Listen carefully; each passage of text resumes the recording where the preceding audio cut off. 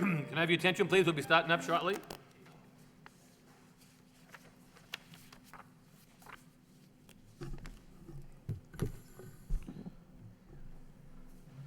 Good evening and welcome to the Lowell Planning Board for Thursday, September 7th, 2017. The first matter on the agenda is the approval for the June 5th, 2017 minutes. Any of the board members have any corrections or comments? Mr. Chairman, I'll make a motion to approve the minutes of June 5th as submitted. We have a motion made and seconded by Dick. All in favor, say aye. Aye. Chair votes yes. Those minutes have been approved. Next matter is a public hearing for a site plan review and a special permit at 192 Suffolk Street. An application by McLean Middleton on behalf of Clegco Partnership, doing business as Verizon Wireless, for site plan review and special permit approval at the location indicated above in the urban mixed-use zoning district. The applicant proposes to install wireless antennas and supporting equipment on the rooftop of the existing building. The proposal is subject to the special permit criteria under section 11.3.2 pursuant to section 7.6, the telecommunications facilities. Site plan review pursuant to section 11.4 and any other relief that is required of the Lowell zoning ordinance. May we hear from the applicant, please? Thank you, Mr. Chairman.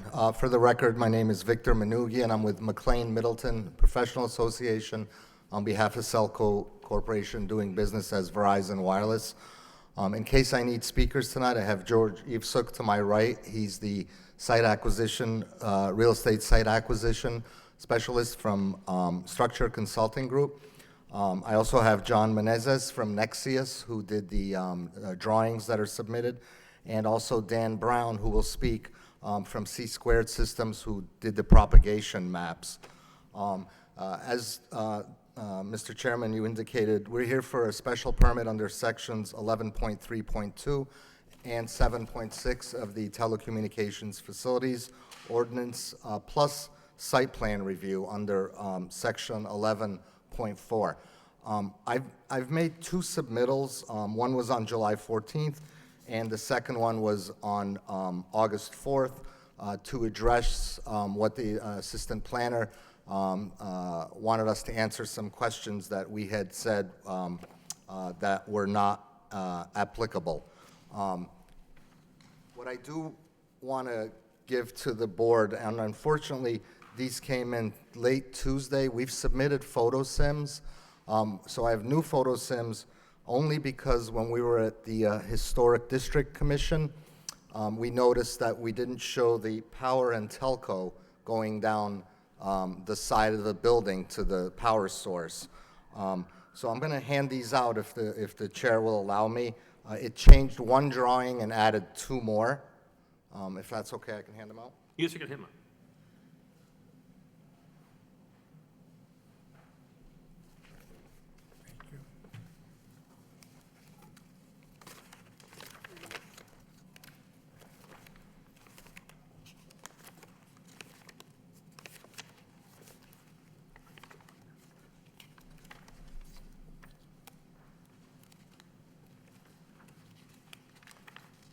And I just want to touch on these now to explain what the differences were. On view 4, we added, if I can get to it, on the proposed,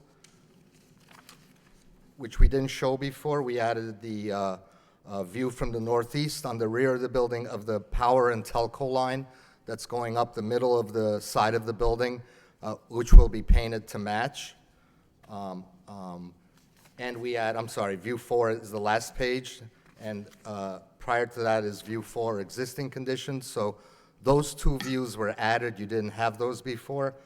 And then within the prior submittal, we changed view 1 to show the proposed with the telco line kind of from the street view. Other than that, the photos are the same. This is a coverage and capacity site.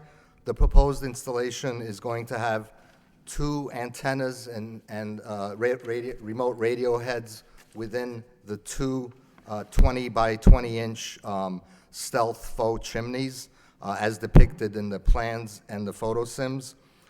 As I indicated, the power and telco and the ground conduits will run on the side of the building, and they're going to be painted to match. This is a unique site, even though it's a macro site for us. It has no equipment anywhere on the building. We're not doing anything in the basement, no shelters, no cabinets outside. It won't have a generator. The connection is through dark fiber, and it backhauls to a central hub, and it eliminates the need for any equipment at this site. Before I get into some of the questions that the assistant planner's report had, I'd like to introduce Dan Brown now to just go over the coverage maps for us.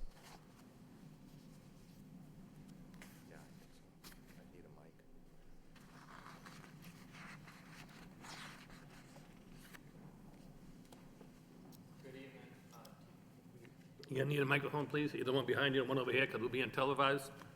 So if you want to pick one up and push the green button, please. Push it till it goes green. Good evening. Dan Brown, RF engineer with C-Squared Systems. We prepared the coverage plots that were submitted with the application. I'll briefly run through to give you an idea of how this site will fit in with Verizon's existing network. What I'm looking at here is a coverage plot that shows the existing 700 megahertz and 2100 megahertz LTE network in the surrounding Lowell area. The black symbols show the locations of Verizon's existing sites. We have Lowell downtown. It's on a smokestack by the Lowell South Campus. Lowell 7, which is a rooftop, and the Lowell 3 site, which is on the rooftop of the former Doubletree Hotel. The shaded green and yellow areas show where Verizon currently provides acceptable and reliable LTE service. Green represents the 700 megahertz coverage. It generally propagates further than 2100. That's why you see more green than yellow. And over in the center is the proposed site. As you can see, Verizon already has a sufficient 700 megahertz LTE network in the area. And the proposed site will help extend the AWS or 2100 megahertz LTE network and fill in the coverage gaps that you see. Specifically, they're targeting a very small area: Broadway Street, Suffolk Street, Dutton Street, Market Street, and the surrounding roadways. The second plot shows what the coverage will look like with the proposed facility. And as you can see, it provides substantial coverage improvement in the area by all the added yellow areas. And in addition to the coverage improvement, the site will also help add network capacity to the area. This is a best server plot, which highlights the sector footprints of the surrounding sites that are currently serving the area. These particular sectors, the alpha and beta sector of Lowell 7, the gamma sector of Lowell 3, have all been flagged by Verizon for heavy network traffic. And this is why Verizon is proposing this facility in addition to the other planned small cells and a rooftop facility in the area that you see. The proposed site, as shown in all the blue areas on the plot now, will help essentially absorb a lot of the traffic that is currently on those existing sites, essentially bringing in another worker to help those sites out. It will remove the traffic from those sectors and provide a dominant server to the area, improve an overall service and user experience within the areas served elsewhere by the surrounding sites. Also included is a map that shows Verizon's existing facilities that are located within 5 miles of the proposed site location, and I believe this was a bylaw requirement. And as you can see, it includes all of the Lowell sites and extends out into Pelham, Dracut, Andover, Billerica, and Chelmsford.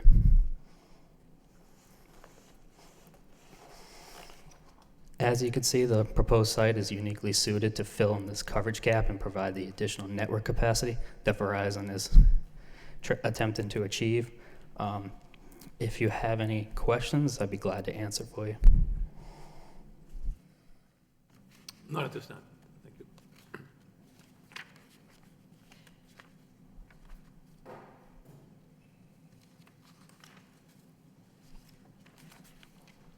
you. Mr. Chairman, if I can go on and just address some of the concerns raised in Mr. Burns' letter that the board has. Sure, which one are you dating, Counsel? Victor, I know we have three of them. I'm sorry, I didn't hear you. Which is the most recent one you're going to go with?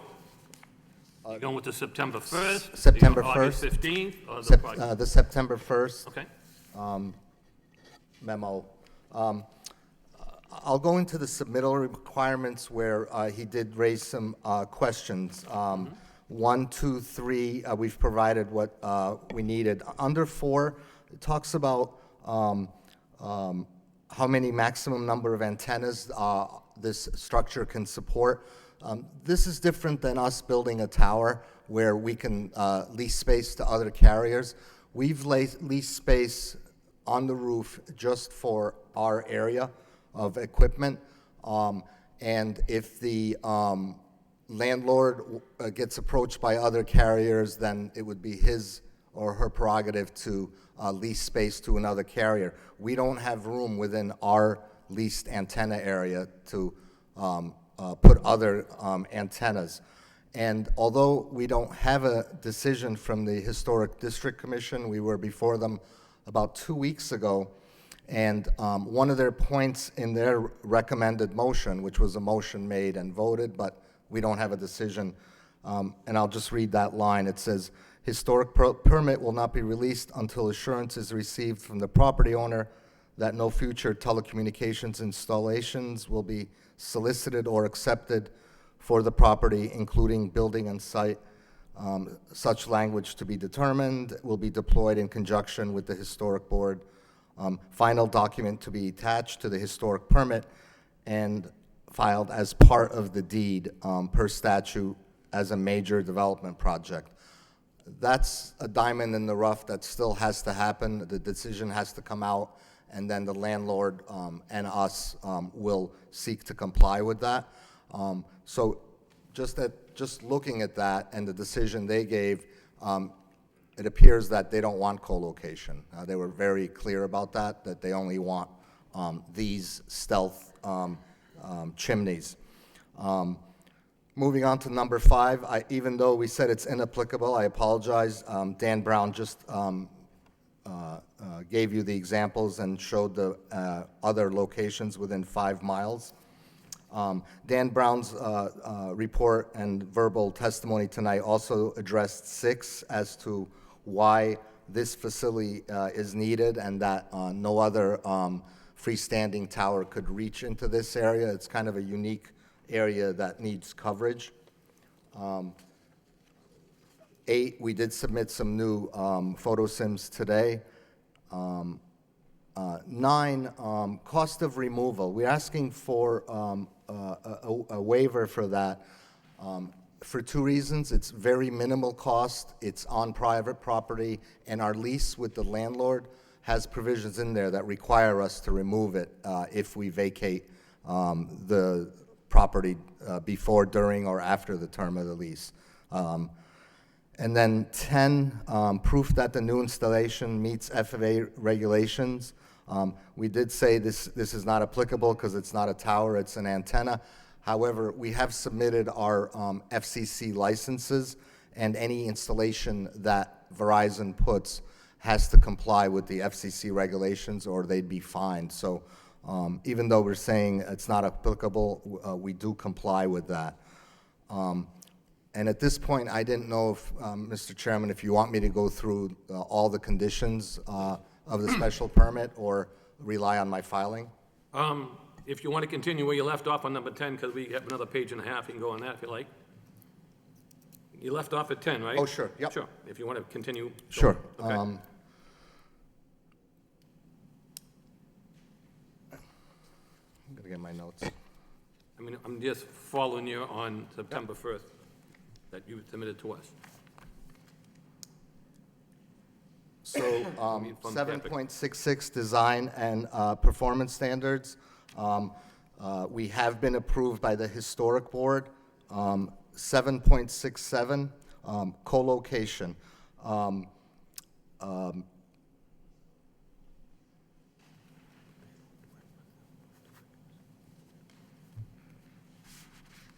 And again, this is bolstered by the RF report. No other freestanding tower within the maps he showed would help reach into this gap area that we have. And that's why we need this, so we cannot co-locate on another building or existing tower. Maintenance guarantee, we did request a waiver of that. Because honestly, there's no hazardous situations here. Usually, there would be some equipment that might have some hazardous materials. There may be a generator, there may be a fuel source, but in this case, it would just be removing antennas and the wiring going up to the roof. So we did ask for a waiver of that. And moving on 7.69, we will comply with your regulations if we abandon and no longer need the site. The special permit criteria, I have listed it in the letter, both the July and the August letters, and we addressed how we comply with that or whether we wanted a waiver. The waivers I've discussed already. And under the specific comments, again, the co-location request, I did say that it's not our space to lease. We only have our minimal space, and that the Historic District Commission is going to come out from all indications with a decision that says they don't want anybody else on the roof. But how does the historic board negate our rules and regulations under our planning bylaws? Do they take precedent over us, and we don't have to apply by any of our code? I don't think they do, but I'm just telling you what they said. I hear what they said, but we have to adopt what's been adopted by our city council in regards to our zoning plan. And going down that same path, there is room for co-location on the roof. I discussed it with my team earlier. If you need about 10 feet, you need 10 feet of separation from antennas. So if you look at that roof, you could possibly fit another carrier doing a similar installation like us towards the middle, and then another carrier keeping the 10-foot separation at the opposite end of the building. But it appears to me that even as this board, under your regulation, promotes co-location, if another carrier doesn't get a permit from the Historic Commission, then I think they can't proceed to come to you. But that's not Verizon's problem, and we're not against co-location. We promote co-location. We encourage it. When we build a tower, we build it high enough to add other carriers. But in this instance, our lease space doesn't allow for co-location. It fits our antennas only. So it would be up to the landowner to lease space to another carrier. But technically, but the landlords are not here requesting for us to go by our zoning code. I'm sorry? The landlord is not here tonight proposing the regulations under our zoning code. So a separate document between you and the landlord don't exempt us from enforcing our zoning code. I agree, and we would But vote. regardless of what you two agree to, we can still say, we think you should comply by the zoning code. And allow for co-location. I mean, that's what the Yeah. code's written and say it's right. So I mean, if you guys say, well, we don't want that, we're gonna make a separate agreement saying no, well, then maybe you don't get the location. It's up to you, not me, but I'm just Yeah, saying, we're bound by the zoning code that city council puts out, not by a private deed between you and the landlord. And we're not asking for that. We're asking for our space, and we have no problem with co-location.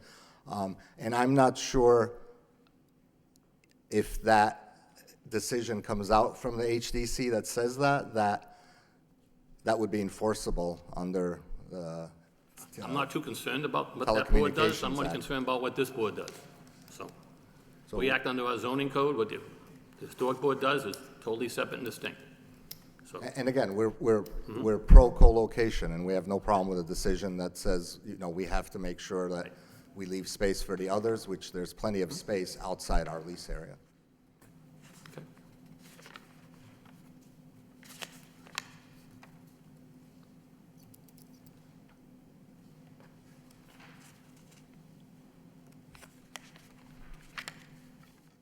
Can you just address your two waivers? You say you don't want the waivers because the cost is minimal. I think if the cost was minimal, it'd be very easy to comply. I would think the cost would be $1,000 for removal. Huh? Maybe a couple thousand. We'd gladly have a condition that says that. Where it's a private lease, we try to ask for a waiver because our lease with the landlord requires us to do it. We have no problem doing that. Because the problem we'd have is, say, if the landlord doesn't pay the taxes, and all of a sudden the city takes it by a tax, for not paying the taxes, and the city has it, then the city has to go in and pay to have the tower taken, the antennas taken down. Again, we have no problem putting a removal bond for that. Okay, The only difference is that they're faux chimneys, but absolutely, if the I get city, you. if your board wants it removed, we'll post the Okay, bond for all that. right. All right, thank you. Okay. Anything else, sir, that you want to go for? Nothing further unless any board members have questions. No, we'll get to that in a minute. Does anybody with your application want to speak further, sir?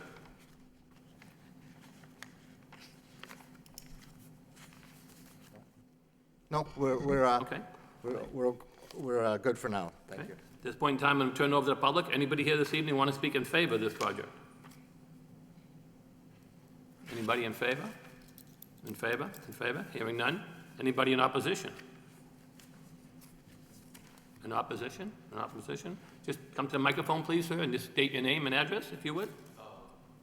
I'm a resident of the street. My name is Smith Castillo. I live at 238 Suffolk Street. So the concern that I have is whether safety concerns have been addressed regarding to this issue, especially in regards to the residents that live near the tower, that would live near the tower, and whether there's any safety concerns in installing the tower on top of a residential building, essentially. Thank you. Thank you.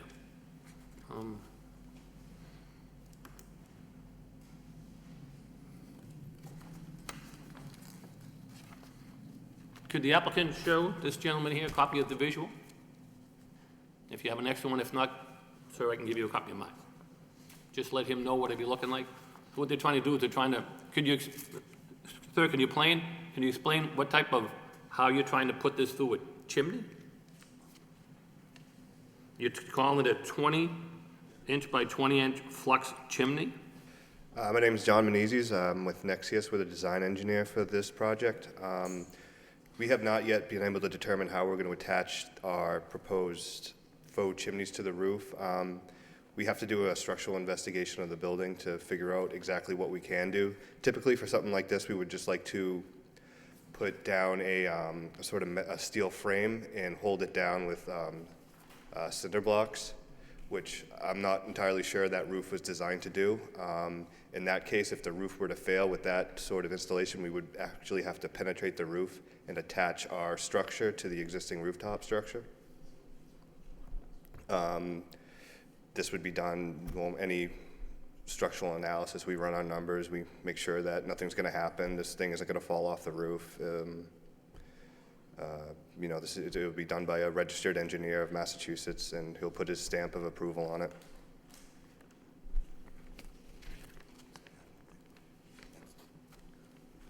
If I can add just one more point, we will do a structural analysis and submit it before we file for the building permit. A lot of times, we don't know what's there until we open the roof. So there will be a structural done, so the chimney will not, the faux chimney will not at all risk of going through or falling over. But that's all done as part of the construction and dealing with your building department. Anybody else here this evening want to speak in opposition? Anyone else? Okay, at this time, I'll turn it over to any board members who have any questions.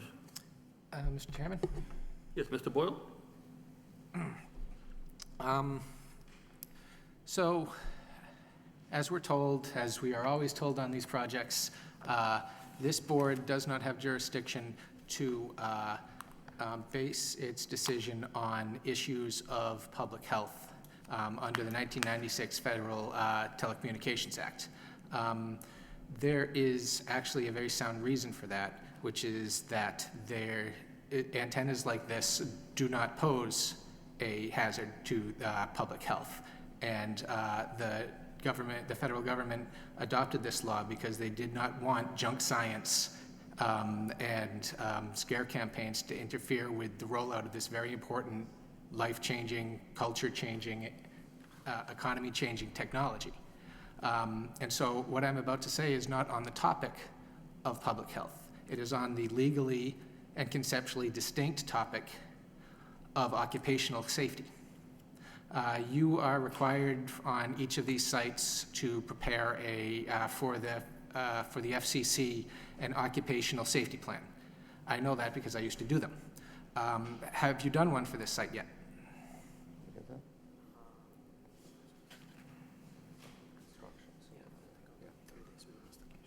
Not yet. That'll be part of, when we start the installation and start the permitting, that's part of our permitting process. Verizon does a lot of the occupational, federal jurisdiction things on their own, but that'll be done before we pull the building permit. It's not done yet. Okay. Now, the distinction here between occupational health and safety and public health, the public health concern would be, is somebody living in the next building going to have a health effect? Is somebody walking on the street by the building going to experience a health effect? And they are not. The occupational health and safety, though, would refer to situations of, for example, a painter on the exterior of this building who's a climber, who's on a ladder, who comes up on the facade that's in front of the antennas in the direction they're transmitting. And the potential health and safety issue there, it isn't what some people are afraid of with these antennas. This is not X-ray radiation. These are not the types of radiation that would cause those types of health effects. The issue here is heat.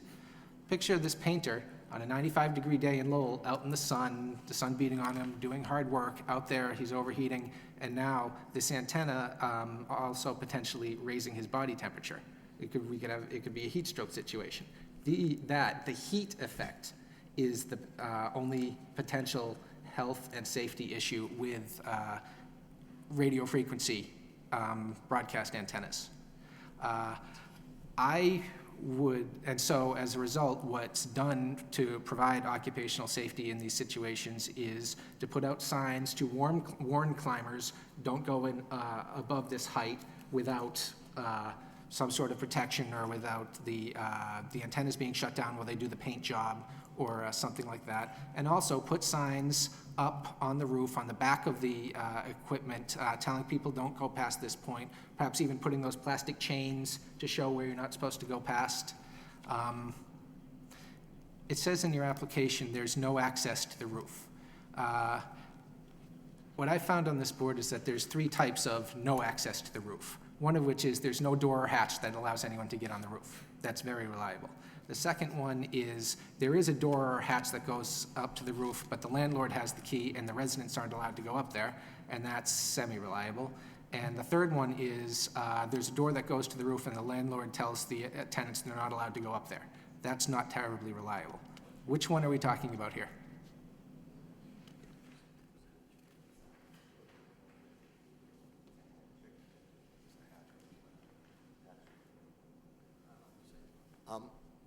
My team has told me that there's a hatch to get to the roof with no ladder to it. So they would have to physically Bring a ladder. bring a ladder, and I would assume it's locked. I can't say it's Okay. locked, but if there's a latch, I assume it's locked. Okay, that's pretty reliable. All right then, in terms of this occupational health and safety issue, I suggest that we should include a condition in our approval requiring that that plan be done and submitted prior to the installation of the antennas, and that the site shall conform to the requirements of that plan, or else not only will you be in trouble with the FCC, but you'll be in trouble with the Lowell Planning Board. That's acceptable. We generally, there's generally some signage that says stay away, et cetera, but we will definitely submit that before. And I'll also point out that if your site safety plan involves putting signs on the exterior of the facade to tell climbers putting ladders up there how high they're not supposed to climb, you got to go back in front of the historic board for putting a sign on the outside of a facade. Understood. We generally don't do that, but understood. Oh, good. I'm glad you've come up with something better, because those are ugly. The other issue I wanted to address is this question of co-location and towers. I helped to write Lowell's telecommunications zoning ordinance. I helped to write Fitchburg's telecommunications zoning ordinance, and I have worked in this field. And I can say with a very high degree of confidence, those rules are for towers. The reason that our zoning code says the word towers and doesn't say the word tower or antennas or other facilities or something like that is because it is meant to apply to towers. The issue here with co-location, somebody puts up a 150-foot monopole and it's kind of ugly, and they put antennas on it. Now, it's an aesthetic thing, it really is. Another carrier comes along, wants to cover the same area. Do we want another 150-foot monopole put up in our neighborhood? No. We want a set of antennas, another set of antennas put on that first tower. It reduces the visual impact. Now, that's exactly the opposite with these rooftop antenna installations. We don't want co-location. Thinking about the visuals and the aesthetics here, they put up a couple of these faux chimneys on top of this building. Nobody's going to notice them. They're going to look like they belong there. If 3, 4 or more carriers come along and now we have 8 or 11 faux chimneys stuck on the top of this building, it's going to look stupid. It's going to be exactly what the historic board was talking about. It would become, hey, what's up with that building with all the fake chimneys on it? So another issue related to co-location is this health and safety issue. If we have multiple antennas on the same roof, it raises the possibility of their fields combining, therefore increasing the electromagnetic, the power of the electromagnetic field in certain locations, which might even be above and beyond what their safety plans have taken into account if they're each only planning for their own safety plan. So I am against co-location on top of these roofs, and I strongly feel that our zoning ordinance does not require these co-locations for rooftop installations. They are meant to apply to towers, and I do not feel that it is in the public's interest for us to hold them to hold a rooftop installation like this, especially in a historic area, to the requirements that were designed for towers. My third question is your equipment. Back in the old days of 2006 and 2007, when I was doing this, there were big cabinets. You'd have to have rooms inside the building. Do you have equipment in the building here? No, as I stated before,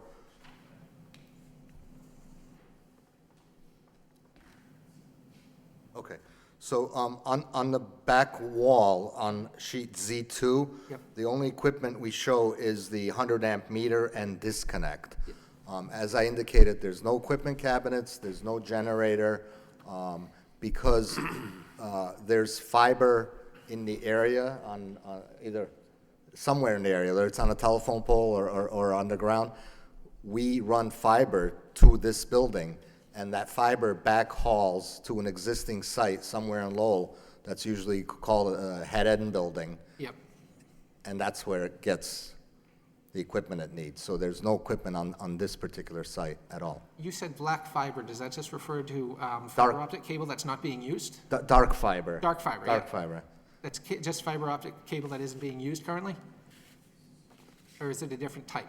No, it's used, it's in the street, but it's not connected to this right now. Oh, okay, I get it. So it's there already for put in by other providers, so we just connect to that. Okay. All right.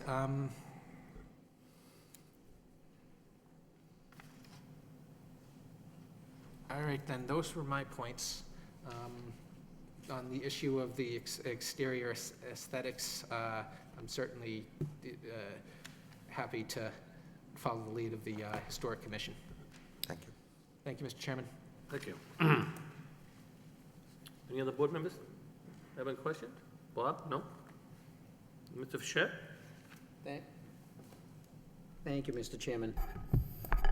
Just a few brief items here, and I have to say, I'm looking at the zoning ordinance where it refers to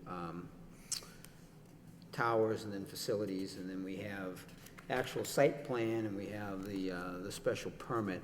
And obviously, in this particular instance, the equipment or lack thereof is certainly unique, I have to say.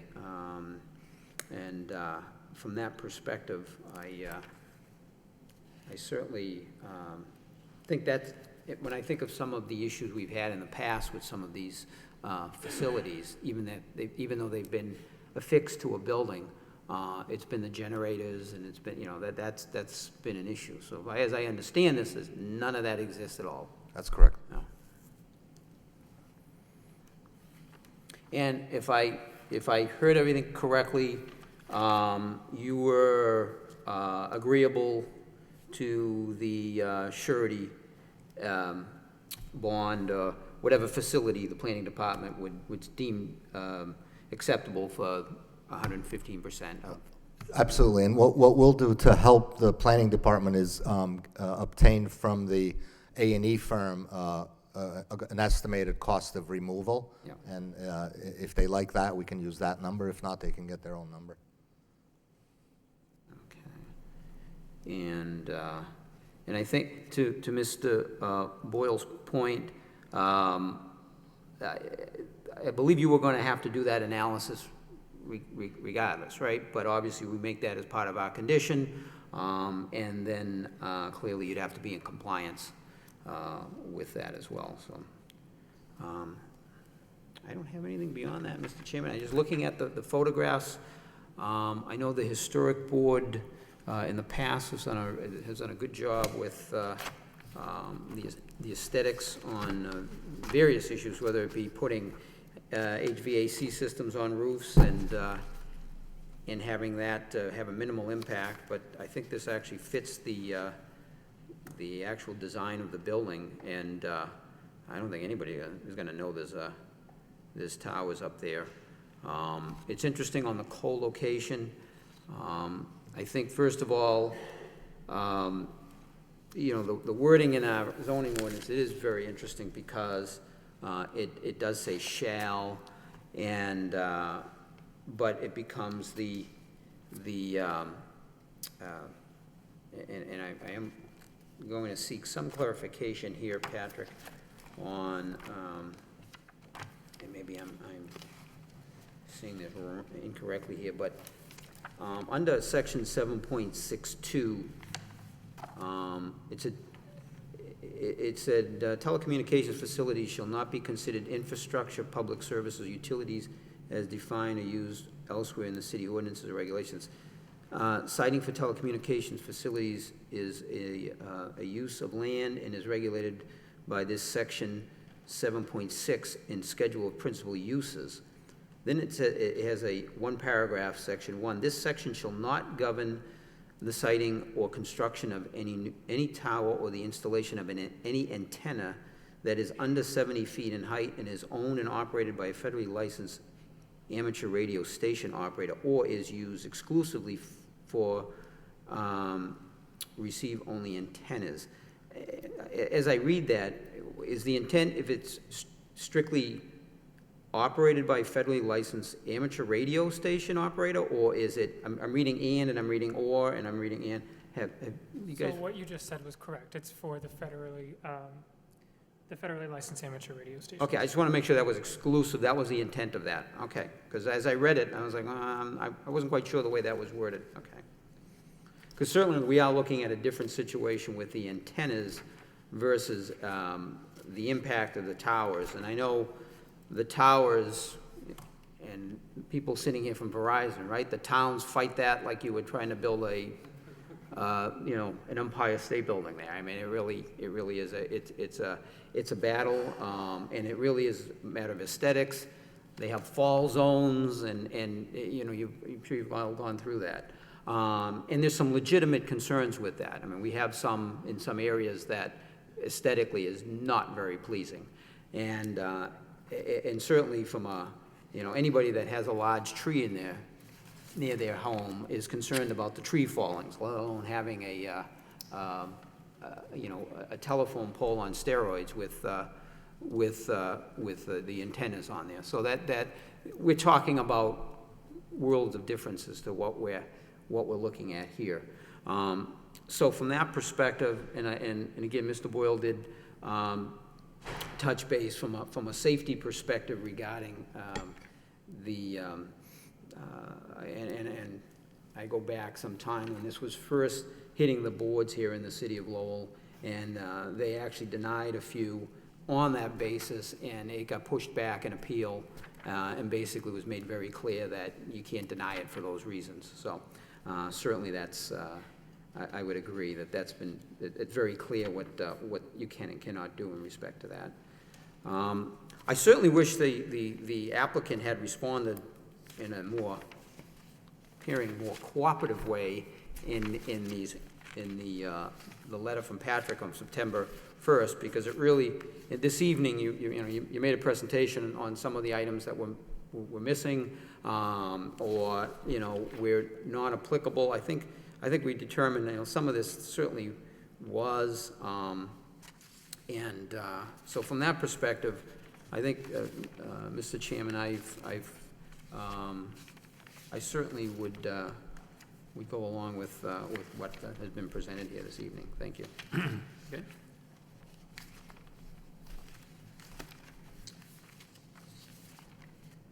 Dick, any questions or comments? Yes, we had talked about the historic board wanting some sort of a commitment of the no other such structures to be put on the building. Can we also add something of that nature in the conditions of our special permit as well? Yes. I would like to see us do so.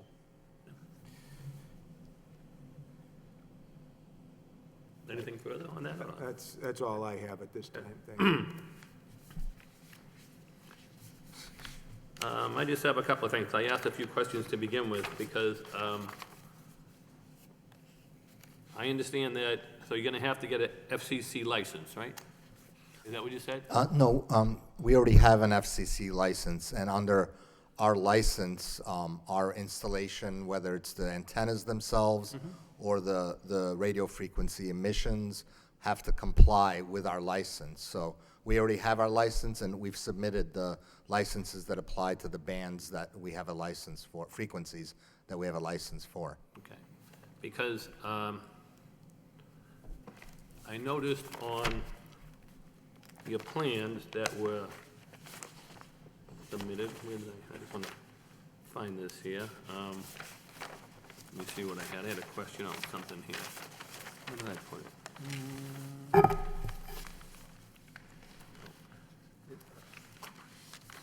had it. There was another one.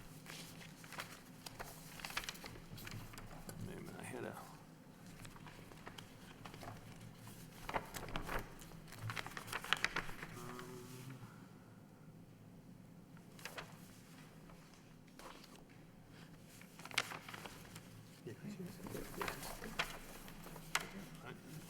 What's it under, plan, the Z1 here? It's under the notes, it says note number 2. The design of the antenna mounting hardware, structural reinforcement of the existing building to support the proposed equipment, and then it goes on and talks about that. The engineer will be submitted by a building permit application for review and approval by the local building code enforcement. We reached out today to the building department, and they indicated that since this falls under our telecommunication tower, they would need approval under the feds before they would even go up and look at it to give you the building permit. Do you know what specifically they were referring to, approval They from said the Fed? that they themselves are not authorized under the FAA to give approval for the antenna or tower. So therefore, under our regulations that you need the FDA approval, which you said was not applicable, they're saying without that, they're not gonna sign off. You mean FCC? FCC, yeah. Not FAA. Well, I mean, it's, the FAA, you put in, you use the FAA a couple times, okay? First of all, number 10, proof that the new installation meets FAA regulations. The applicant's letter states that this section is inapplicable because the facility is an antenna, not a freestanding tower, under the article of the code. The building department says, we do not inspect towers or antennas unless they're approved by the FAA. If they're not approved by the FAA, they're not gonna give you a building permit. That's, yeah. So I know that when your response to that was FCC, so you're using the words interchangeable, so I'm just saying that the building department, when we reached out to them and said, my question was, if these are all unapplicable, and you want the city to grant all these to you, how are we gonna provide that it's covered by the federal regulation? And the building permit says, we don't have the people who are gonna say it's covered by the building regulation, because our zoning code indicates that the applicant is gonna show that to us. And if we don't get that from the applicant, we're not giving them a building permit. So fine. I just want to expand on that, or hear what your comments are, George, yeah. because I reached out to ask that question today. I'm like, so if you're saying it's inapplicable, who makes the final decision if it meets the federal regulations? George Isuk, EVS UK from Structure Consulting Group on behalf of Verizon Wireless. I guess there was a misunderstanding between FAA and FCC. FAA, Federal Aviation Administration. So Verizon, for each of its installation, if it exceed highest appurtenance on the building, run what they call FAA tool to determine if FAA filing is needed. Okay. That was done here. Nothing is needed. Okay. We will provide copy of that Okay. tool report with the building permit application. There's no, there's no issue with that. Okay. So I know that when you go for the building permit, you're gonna have to satisfy them Yep. with some type of federal regulation, or what we reached out, we'll find out today, they said, and we just won't give it to them. Yeah, there was no filing because filing was not required because of there's no proximity to airport, but we will provide that as a part of our building permit I just application. wanted to bring that out, so hopefully you have that information available when you go for your building permit. All right. Thank you. Okay,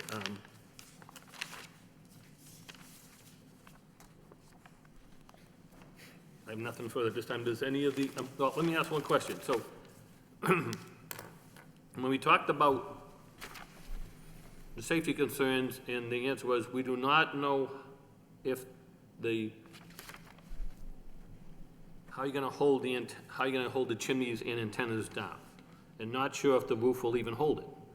Structural analysts will have to be done by registered engineer prior to the building permit, correct? Wouldn't that be something you do ahead of time before we even get to this point in front of us? To see if it's gonna work up there? It seems like we should, but a lot of times we don't, because first we want to know we have the permitting required, because it could involve, if they can't find building plans to look at how they're going to connect these things to the roof, it may involve cutting into the roof, opening a roof section. So we do that after we have zoning approval, but before building permit. That they will not put anything on the roof that roof can't hold, and they will submit the structural analysis from a registered engineer with the application for the building permit, once they've determined how they're going to connect it.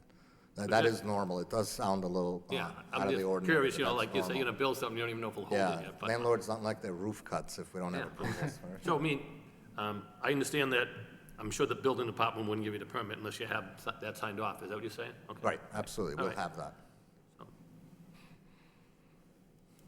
Because obviously you don't want the thing falling through, that wouldn't be good. Because, do you have any idea how much these, what do you want to call them, chimneys with antennas inside, what type of weight we're talking about? I mean, if you know offhand, I mean, if you've done them in the past, I mean, John Menezes with Nexius again. The antennas themselves weigh no more than 30 pounds. The equipment, 50 pounds. Okay. The faux chimneys will be made out of fiberglass, so it's very, very light. There'll be some steel in it, but that would be inside, concealed inside the chimney, so it's not a lot of weight. All right. The big thing is obviously because we're putting a chimney on the roof, it's the wind. So we need to anchor that thing down properly so it doesn't fall over or rip up the roof or blow off the roof. So that's a part of our due diligence that will be done during the structural analysis. Yeah. So basically, I mean, so I'm just asking about the structure, you say, so it's not really that heavy, because by looking at it, you say a chimney, I'm not sure if you're going with brick or what, but you're saying most of it is not gonna be that.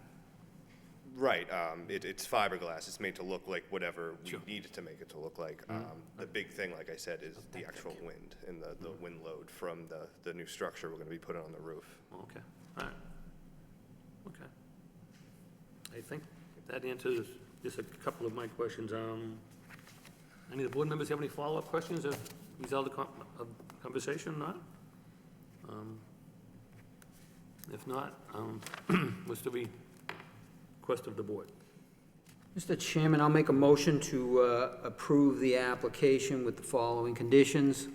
A surety estimate equal to 115% of the costs of removal of the telecommunications facility to be conducted satisfactory to the planning department and to be held in a form to be determined by the planning department, whether that be a letter of credit or whether it be a bond, or whatever you deem to be appropriate. The FCC occupational safety analysis to be completed prior to installation of the antenna, and applicant must be in full compliance. Applicant agrees not to install additional antennas on the subject structure.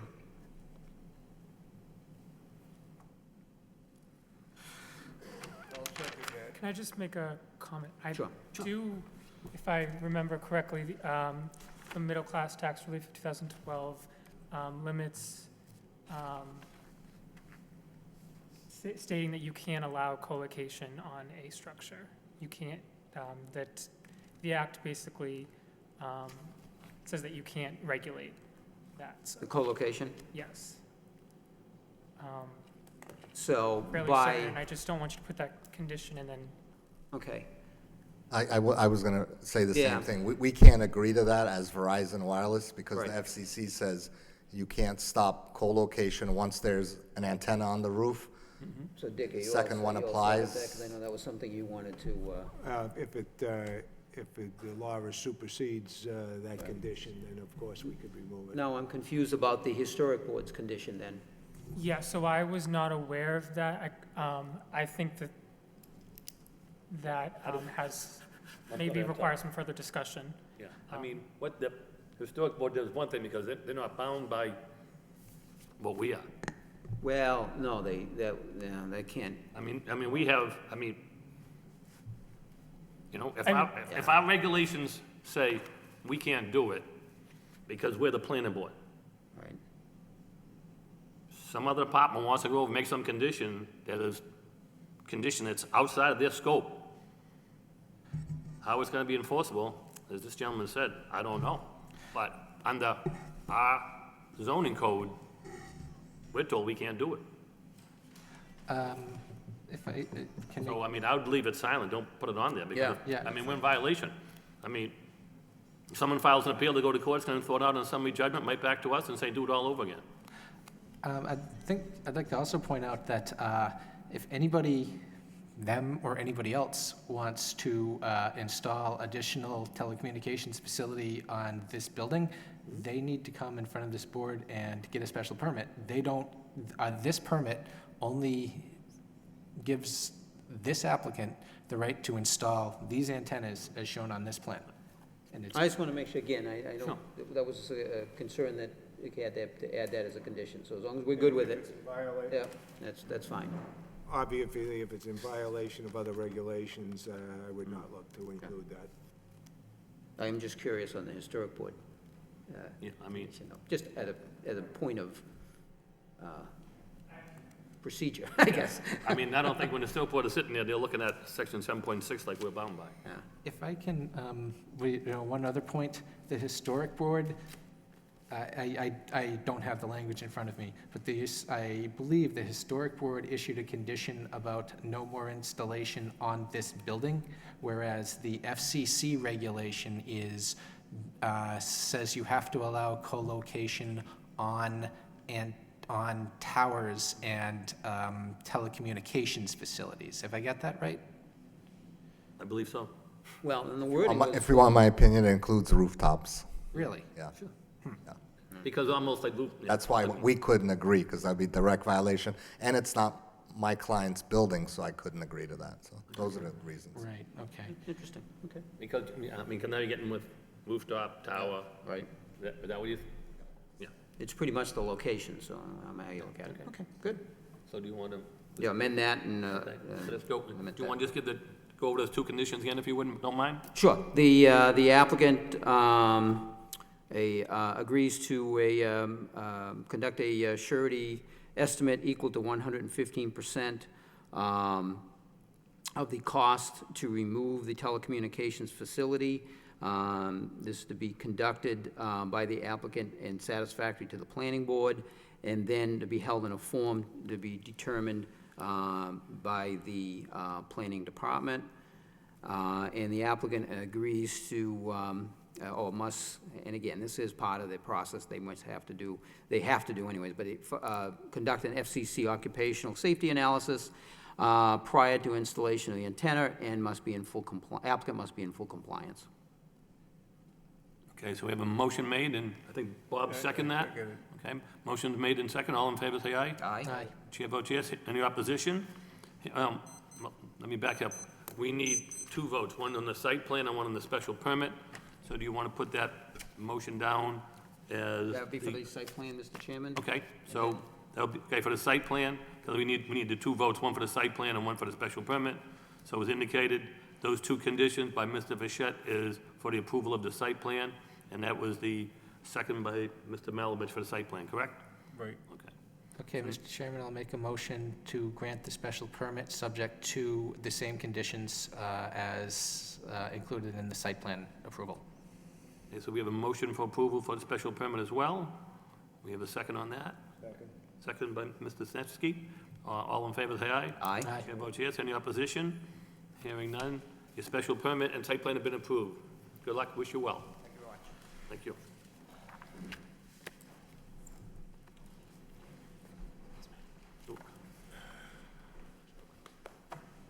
Have you done many of these in the chimneys before?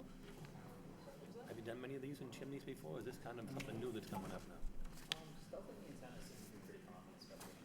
Yeah.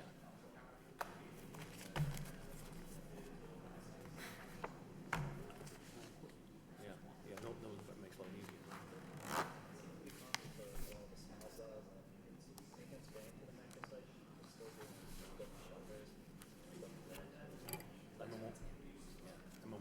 When my first one came in, it was like, inside the church, Steve, but like, that's probably where you mostly go, right, like those places? Yeah, no, you can see, but it went all the way up, you know, with the towers and food. All these churches there. Thank you.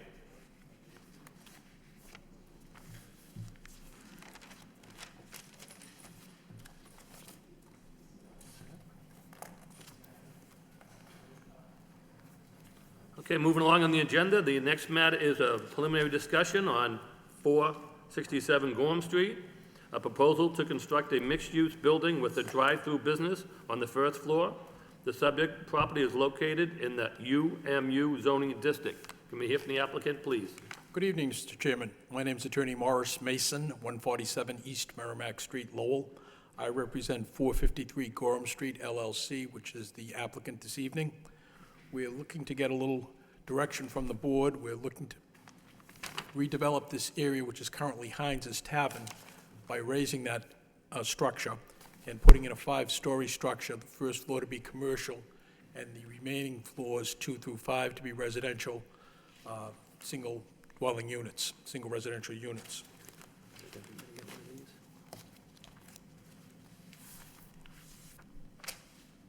We're looking for a little bit of instruction. We have with us this evening the director of the project, Mr. Frank Polak, the architect, Mr. Philip Thebo, and Mark O'Hara, who's the civil engineer on the project, who will be here to answer any questions and to get a little bit of input on the clarification regarding the parking requirements and some traffic concerns which have been brought up, and any other concern that the board might have so that we can complete our application.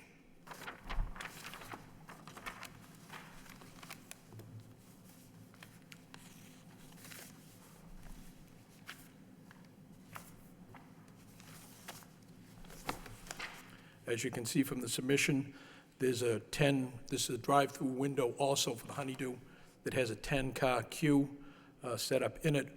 One of the things we've done is put a right turn only on the South Highland Street portion so as to alleviate or eliminate any of the potential congestion going out onto Gorham Street and the connector area.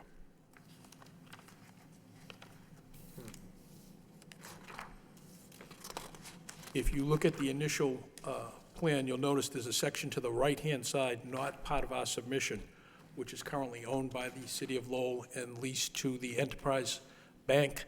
We're suggesting that at our expense, we would landscape that area and maintain it, but we would not be using it.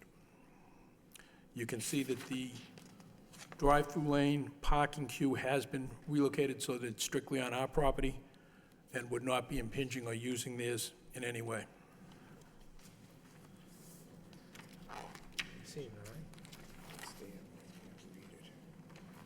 The parking requirement shown is 14 spaces.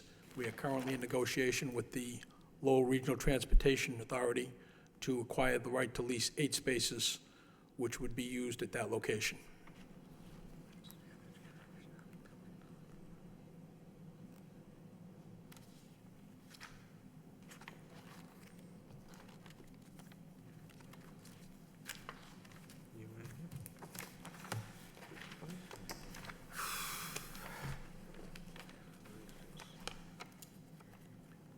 That was a brief summary. If you have any questions, or if we get a little bit of input on the parking, we would appreciate it. I have a question. This triangle strip you say is owned by the bank? No, the bank is a tenant, actually. It's under an agreement. It's owned by the City of Lowell. That parking area to the right-hand side, off of our site. Okay, it's owned by the city and it's currently under agreement to the bank That's correct. for parking? It is for the use of the bank for parking during specific hours. But it is not on our property, it's not on our submission, but we would be willing to make that improvement to that area. We'd like to have the bank as a good neighbor, and we've spoken in the preliminary stage. Just so I'm clear, is that, the parcel you are talking about, is that this sort of triangular piece that looks like a bite taken out of the lot? Yeah, if you look at the very Okay. first page, the solid lined area is what is the project site. That little space on the right-hand side is the property that's owned by the City of Lowell Okay. and used by the bank under a lease. There was initially some question as to whether or not we're utilizing that. We've repositioned the drive-through lane so it's not on it at all. You had said that your plan would be for all exit from the drive-through would be a right onto South Highland Right. to go back out to Thorndike? Correct, to avoid any future congestion, because that is a tight area. Right onto South Highland.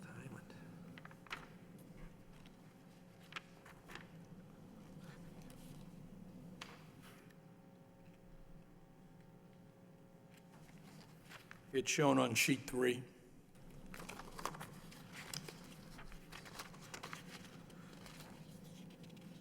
Now, the parking on your property is sufficient to meet zoning for the building?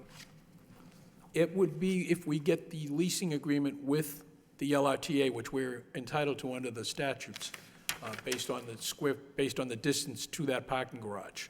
We would end up, You will have off-site parking? that's correct. There'll be eight spots will be off-site, and 8 will be on-site to be used. I have the the engineer who can explain it a little bit better if you'd like to hear from him specifically. Sure. Then he can tell us where the 8 spots are.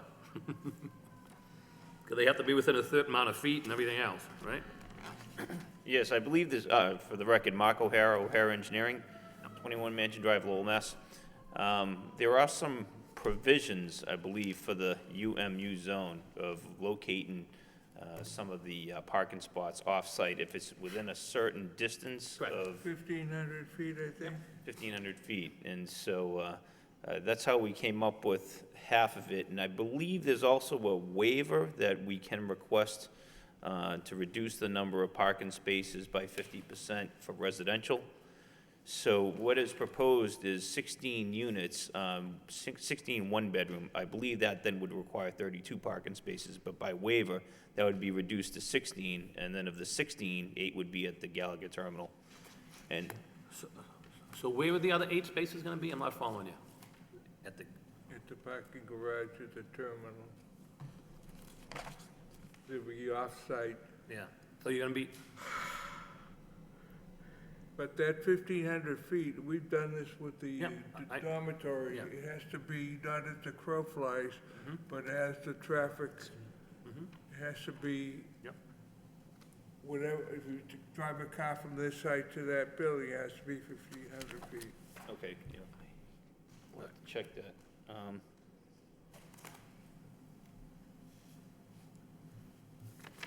we also did receive a comment from the city engineer. I don't know if you received that at all. From Nicholas Bonsanetto, who was the interim city engineer and transportation engineer. He indicates that I have concerns regarding the proposed mixed-use development on Gorham Street. The number of residential units coupled with the proposed drive-through location proposes considerable parking and traffic issues. The proposed drive-through layout would include an exit onto South Highland Street, very near the signal for the Lowell connector. And the driveway entrance on Gorham Street will also be located very close to the intersection. Traffic congestion at this location is very heavy and congested due to the heavy volumes associated with the Lowell connector. Parking would also be a problem as the city currently leases parking spaces on the Enterprise Bank. City-owned parking lot is within the overall project footprint, and the proposed driveway would actually be located on the city parcel, which would be not acceptable. During a preliminary discussion with the developer, I mentioned my concerns and expressed my doubts as to the feasibility of the project as currently laid out. So has anything changed since you met with? Yes, since that occurred, Mr. Chairman, the signage to turn the traffic to the right was put in. That was directly as a result of that. And the inclusion of the city-owned lot is not in our project. Okay. It's not there. The drive-through lane was actually pulled over a little bit as a result of that, so there would be no use of that spot. As you'll note on Schedule 3, Sheet 3, the drive-through lane is strictly on our property. That little strange-shaped piece is not part of our submission. That is the city-owned land, so that was an incorrect statement. We weren't using that property. So if you're looking at 16 units, 32 parking spaces for the rental, how many parking spaces do you need for the drive-through? Because you need to combine for the 2, correct? If you got the waiver and used the off-site, you would end up with a net of 12 based on the square footage for the commercial. We would be providing 14. Let's just back up 1 second. Sure. How many do you need for the commercial? For the commercial, you would need 4. Okay.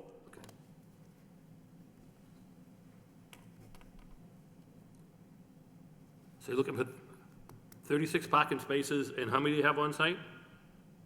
There would be 14 on-site Okay. and 8 off-site, 22. Okay, wait, so you only have 14 on site, you need 36. Yes, if you don't grant the waiver from the 32 figure. Okay. If you grant that to the 16, we have 8 off-site of those 16, 8 still on-site, and then there would be a total of 14, so it would meet the number. It would be over 12. That's if you got the waivers. That's correct. All right. That's correct. That's why we're trying to get a little bit of a feeling from the board. Obviously, I'd wait to see what the city traffic engineer has said, especially for the waivers. I mean, I'd go back with him. We all know by that little connector there that there's an accident there every other month, it seems like.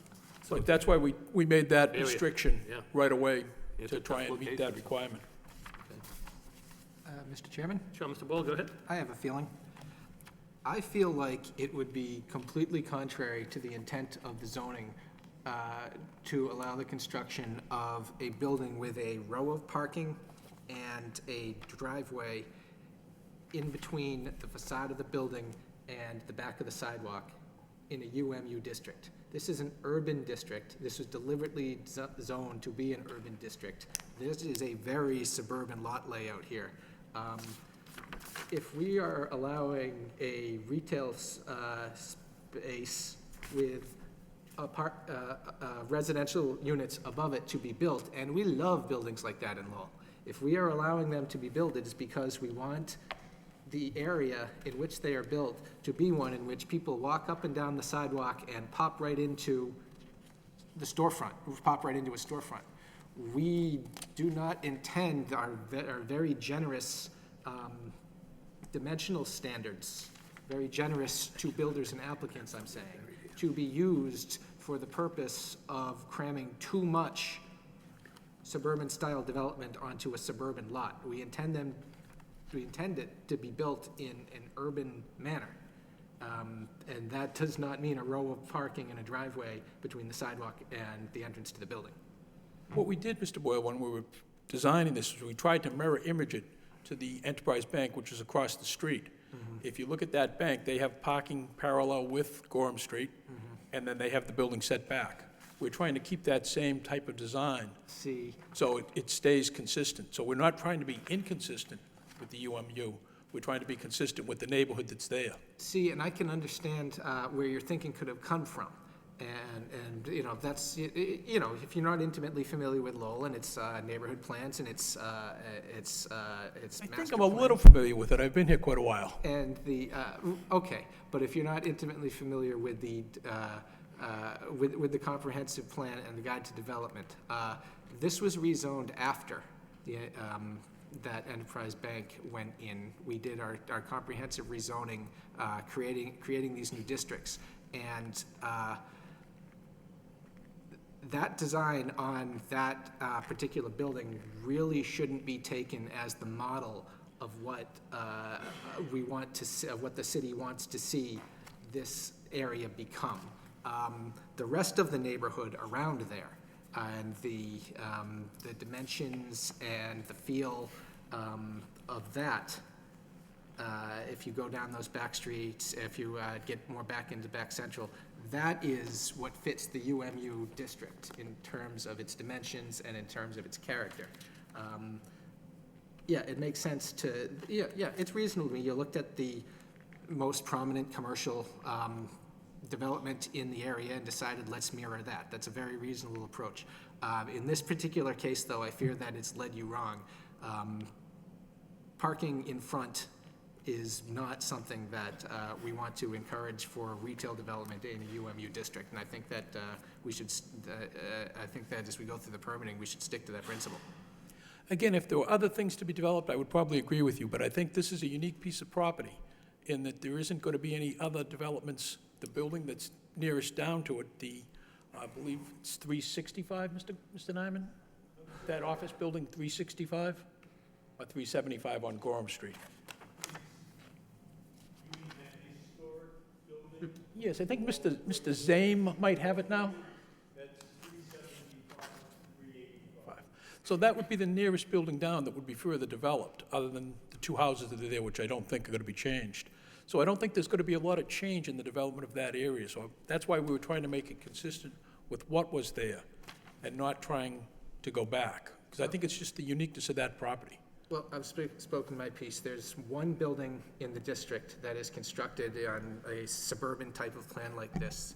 The rest of the neighborhood is not, and the UMU is not meant, is meant to promote urban building styles, urban lot layouts, and a walkable urban environment. And I do not, you know, putting residential uses on upper stories above retail space, we love it. That's perfect for a walkable urban environment. Pushing it back on the lot and putting parking in between, that is not. That I would have a problem with that. Okay, no, I appreciate your candor. I also don't think it's an insurmountable obstacle to what you're looking to do. Okay. Mr. Chairman, oh, yeah. No, go ahead, someone else will bring it up. No, just a couple things, and to Mr. Boyle's point, I think that was one of the issues I was struggling with as I looked at this. If you're looking for feedback, and if you're looking for the reduction in the parking for the UMU zone, you've basically built an auto-oriented building, and the idea for the reduction in the UMU is you have a building that's more pedestrian-friendly and more pedestrian-welcoming. And to that point, I mean, we can belabor that, but if you're trying to build a building that's going to fit into the character of the neighborhood, the only building that's set back is that Enterprise Bank. I mean, I have pictures up and down the street. Mr. Nyman's office over there, and it's right on the right on the sidewalk. The poor homes that keep getting hit from the cars coming off of the connector, right on the sidewalk. The existing building, right on the sidewalk. You know, the two homes between this structure and Mr. Nyman's office is the retaining wall right on the sidewalk. So it really, that's kind of the, you know, it's a Jekyll and Hyde type of site. It really is auto-oriented in design, but yet, you know, some of the parking relief is really based on, well, you know what, you got an urban environment, you've got, you know, people pedestrian walking, and probably not, the parking demand isn't quite what you would be looking at in a different setting. So this is something for you to think about. And also, as the chairman said, I certainly would want the traffic engineer to weigh in. There's other considerations. I have not looked at South Street as an impact. When we first got this material, it was they could take a right or left out of there. That's correct. But what would that impact be on South Street? And I can tell you, we've approved some other sites. I can tell you the Lowell 5 building on Middlesex Street as it approaches Drum Hill, we made a no left-hand turn. I go by there an awful lot. What do I see? I see people taking the left-hand turn right across from there, right? So what we've done in other situations is we've actually required the design, like the CVS, or the Walgreens, I should say, on Middlesex Street, so that it restricts you. You have to take in this particular case, a right-hand turn. So I don't even know. I'm curious to see what the traffic engineer is going to say about that. But it is so inviting. Look how close you are to Gorham Street in the connector. I can see it getting your coffee, get there, and look around, boom, you're gonna take a left and you're gonna get right on the connector. So those are challenges. I certainly want to get the input from Nick on that. I think that's I think that's going to be paramount. And then in the material we received here, if you could please go over the arrows. If you follow the arrows, there's no way to get into the site. So the arrows. What sheet are you on, sir? I am on sheet number 4. Okay. So, I guess the way you have designed, so you'd be driving along the lot that you said is not your property, right along those cars that are parked. It doesn't look like a drive lane. There actually should be the arrow going in the other direction coming in there. They're actually crossing our lot to get into that now. They have an easement to do that, and we have no... Oh, I understand, but when you're looking at the design and you're looking at the path in which you're going, it doesn't seem to be a natural, you're turning and then you're bearing to the left to get into the queue. You would be going into if you look at that lot, Sure. the far side, the far right side, that arrow is for traffic going into the parking area. The arrow that you see coming out should actually be turned the other direction going in. Going in, okay, So 'cause that would it's be the way very in. okay, The all right. first left would be for parking, going straight back would be for Gotcha, traffic queue. okay. So we try and separate the two things. Yeah, and that would be a one-way then going in. That would be correct. And then one-way coming out restricting, okay, that's what I kind of threw the Yeah, circulation off. that's just an oversight.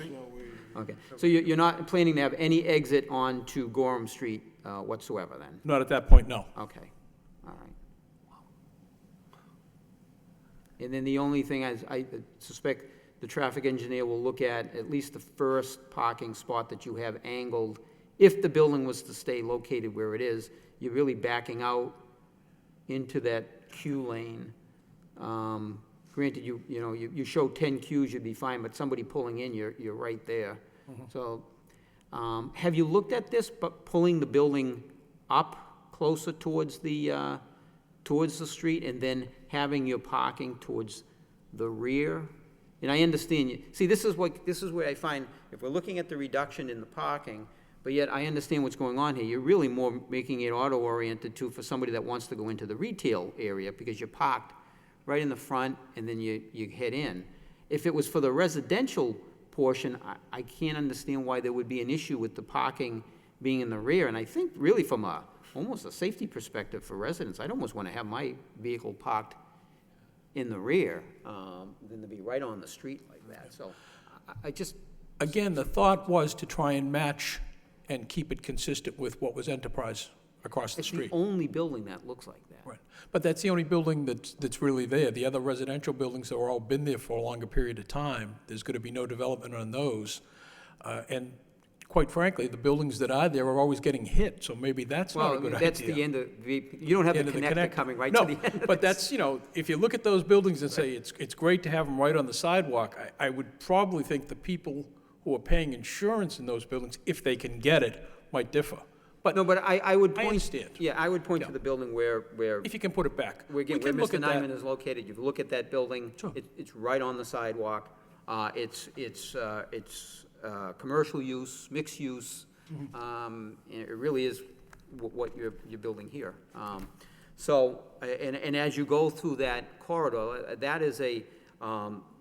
that really is a arterial road heading in and out of the downtown.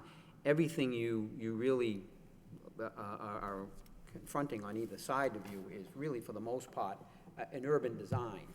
Other than that, the Enterprise Bank that you're referring to. So just something to think about. I think aesthetically it could. It's something we can look at Yeah. and see if it can be done. And I mean, let's face it, in the evening, on Sundays, late on the weekend, the Enterprise doesn't have cars all parked in front of that building. This is, residential use. I suspect the people that do have cars, if in fact we were allowed the parking site, everybody that has a car will be occupying all those parking spaces. I don't imagine they're gonna be tripping over each other to park over on Thorndike Street. Well, we're hoping that a lot of people won't be having cars. That's with these type of uses. But There to were a that lot more. point, being more pedestrian, so what would be your path coming from Gorham Street to the building? You would go over we- basically South Street and go directly No, I mean, across. from a pedestrian perspective. I mean, you've got the queue, you've got the entrance right there, we've got parking right at the entrance. You're going to have to negotiate through that to get to the building. It doesn't lend itself to pedestrian use. So, I mean, that's, again, if you're coming here looking for feedback as to what No, some that's of what the we are, challenges are, and you specifically were requesting some feedback on the traffic and the parking. I have to say, again, I go to the chairman, we can give you our thoughts, but we really want to get what the traffic engineer is going to say on that issue as well. Because obviously, that'll have an impact on how we review this as well. But thank you, Mr. Chairman. Any board members have any further follow-up? Yes. Okay. Go ahead, Dick. My concerns also are parking and traffic. As far as the parking goes, the first thing I would want to know is the true, distance to the LRTA garage. Does it comply to the Right. 1,500 square feet? So that would be issue number one. The other thing, as was mentioned by, other members, I would want the input of the traffic engineer, and particularly as to the impact of exiting South Highland Street back out to Thorndike Street, because that could well turn out to be a nightmare as well because of the, you know, that location. So, have you seen those comments from the traffic have. engineer? Have you had any further conversation with him since then? No, I have not. I would strongly recommend that before, you know, before you were to come back before the board and get his input on it, because that, no matter which way you go, it's a challenged area. Yeah, In it is. terms of traffic.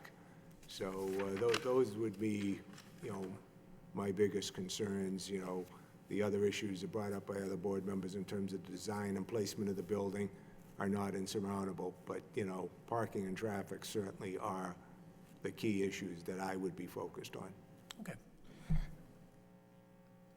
Mr. Chairman, I have another question. Sure, Mr. Will, go ahead. In calculating your parking requirements, did you look at all at our rather complicated but potentially rewarding shared parking equations?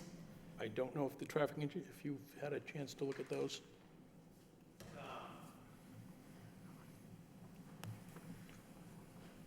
Mark O'Hara, O'Hara Engineering. Yeah, the city of Lowell is very flexible with their parking, and we did look into that as possibly an option. I think the thought was, can we sufficiently provide parking to really address what our use, combined use with Enterprise Bank? Yeah. Because we're the first ones who don't want to have an issue. We're not going to be able to lease any residential units if we're not going to get people who are not, you know, mobile and other means. So that was our primary concern, was to see if we could sufficiently handle what we believed would be our parking requirements. Then we looked into the bylaws to see if we could meet the parking requirements, and when we found that through special permit there was an option, we said, hey, here's an option. And because we knew that parking and traffic were going to be concerns, we decided to come in here, and we appreciate you giving your feedback, because this is exactly what we're looking for, is some other, you know, comment, discussion going back and forth. So we didn't particularly, to answer your question, we didn't particularly address that because we didn't really feel that it applied, although there is going to be some shared parking both with Enterprise Bank and based on the general nature of the uses. Yeah, between the retail and the residential. Retail and yeah, we would look back into it and try to see how we could make it apply to the site, but we do appreciate That's worth just looking at, yeah. worth looking into. Thank you. Mr. Chairman, if I may, just Absolutely. just also something that might be helpful, and I overall, I like the design of the building, I have to say. I would ask you to take a look at the Dunkin' Donuts and the DCU building on Bridge Street in Lowell. It's a similar type of situation where they originally were proposed putting a building set back.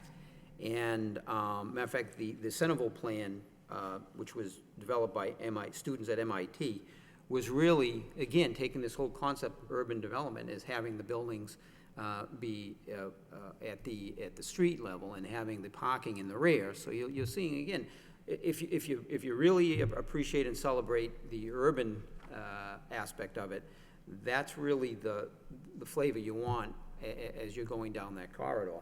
And that's what the zone is really trying to promote. And I would just ask you to take a look at that building, because it was denied originally, the zoning change, and the chairman can recall that. We were here, I think we broke a record. We were here almost 2 o'clock in the morning. And Did they bring coffee? no. And They didn't bring any bank money either. yeah, and but at the end of the day, they did come back to us, you know, listening to what the concerns were. Well, that's why we're here. Yeah, and matter of fact, with the parking, I think the exiting, we had some issues there, and kind of configured some of that. So just take a look at that. You might find that to be helpful. Okay, thank you.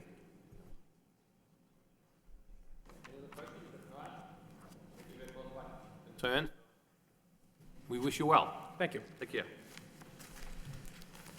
And you know, for the record, Mr. Linehan, that I didn't speak for a long period of time. Mr. Nyman explained to me that there's some kind of a sporting event tonight, that he wanted to be home to watch. So I tried to keep my comments brief. Thank you. Take care, Mr. Mason. Good to see you again. Thank you.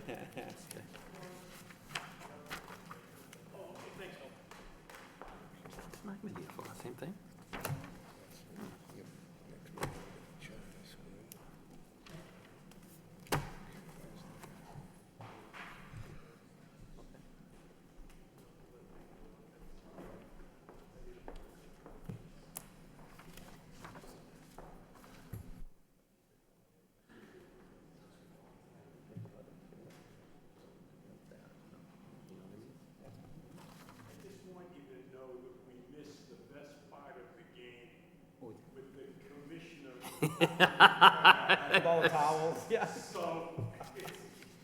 DVD, record it.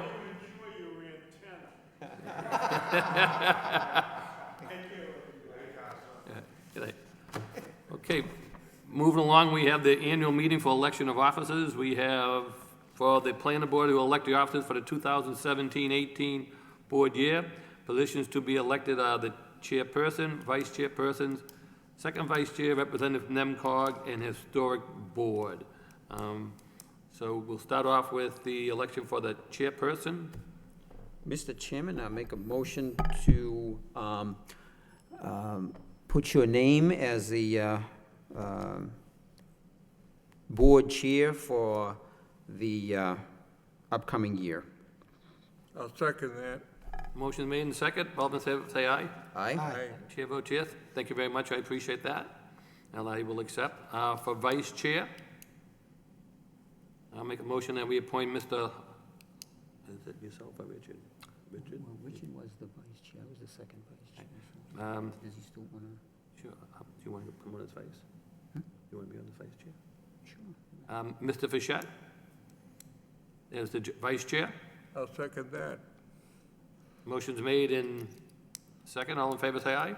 Aye. Okay, so do you accept that, Mr. Fischett? Aye, thank you, I thank everyone, thank you very much. Okay, so then we need the second vice chair. Is anybody interested in that? Or if not, Mr. Lockhart? We always vote people who are in abstention. I will I move to nominate Richard Lockhart to be the second vice chair.